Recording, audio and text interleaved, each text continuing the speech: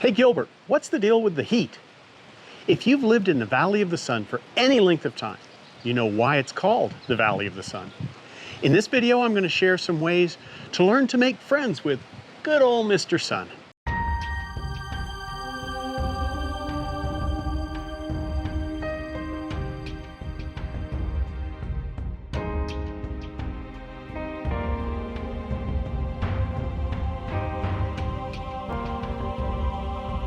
Hey, my name is Rob Hundley. I'm your local realtor with the AZ Realty by Rob team from Chaim Real Estate.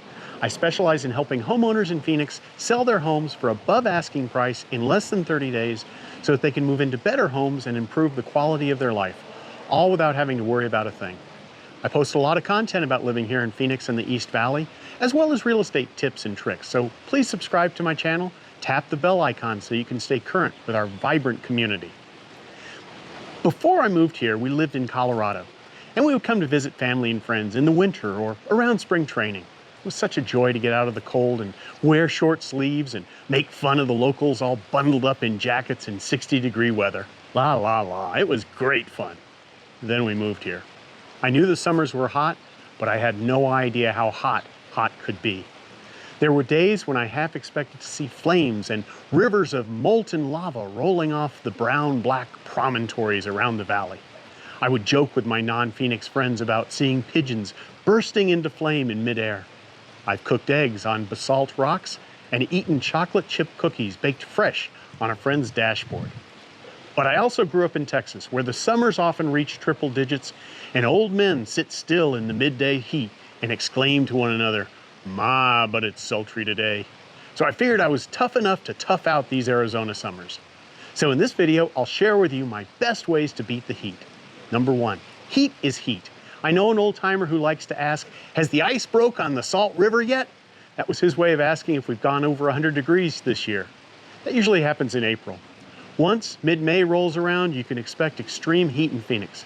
While most of the country knows what 100 or 102 feels like, extreme heat in Phoenix sets in around 110 and can go up to the upper teens. There's a big difference. It doesn't matter that it's a dry heat. It can be relentless, lasting into the wee early morning hours. We may get a slight reprieve for a day or two, but then it's back up there again. It can become an endurance experience. Oh, and then around mid-July, the monsoons start to roll across the valley. The welcome rain lowers the temperature slightly and raises the humidity substantially. Sometime in September, the temperatures start to creep down, but we may still have some hot spells. Now, it can be tempting to try to hibernate, to stay inside of the house all locked up with the AC blowing away. But that can take a toll on your psyche.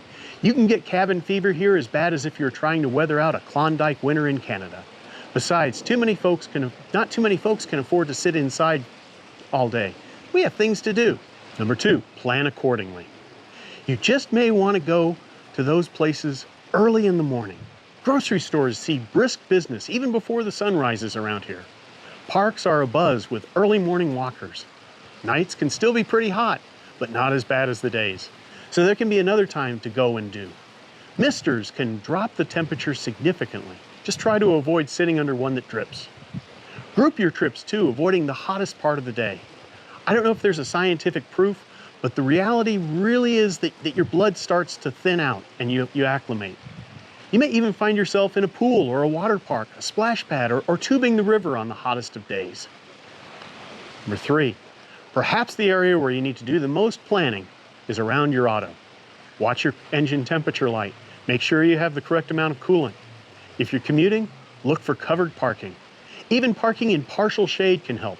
Nothing around? At least avoid your car parked facing west. A sun shield may not look cool, but it can make a big difference, unless you're trying to bake those cookies. If you have a remote start feature, that can be a godsend. Starting your AC 10 minutes or so before you get in. Number four, the sun's not just hot, it's bright too. Sunscreen isn't just for the pool, it's an everyday necessity. Wide-brimmed hats, long sleeves and pants. You even see folks wearing hoodies to protect their necks and shoulders too. And a good skin regime at night can make a big difference. It's not vain when you live here in the desert. Number five, stay ahead of the hydration curve. It's easy to forget to drink enough water here. Your sweat evaporates so quickly you don't notice it. But if you aren't careful, soon you will start to feel irritable and grouchy. You may even start a low-grade headache. Before it gets any worse, and it will, stop and drink some water. And not just a sip or two, a glass or two.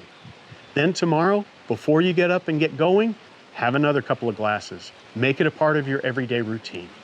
So those are my 5 tips for living a flame-retardant lifestyle here in the valley of the sun. What do you find works best for you? I'd love to see in the comments below. That'll do it for this episode. Now, if you're looking to buy or sell a house here in Phoenix, I can help you do that with my proven digital strategy. The more eyes we can get on your house, the better. And I've refined a method that can sell homes in under 30 days. So if that's what you want, my email is rob.hundley@asherchaim.com. My phone number, 480-253-9767. You can DM me on Facebook or Instagram, just search AZ Realty by Rob.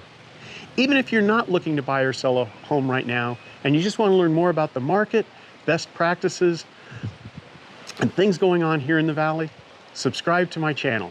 I create lots of educational content. And click on the bell icon so that when a new video comes out, you'll know about it. Thanks for watching.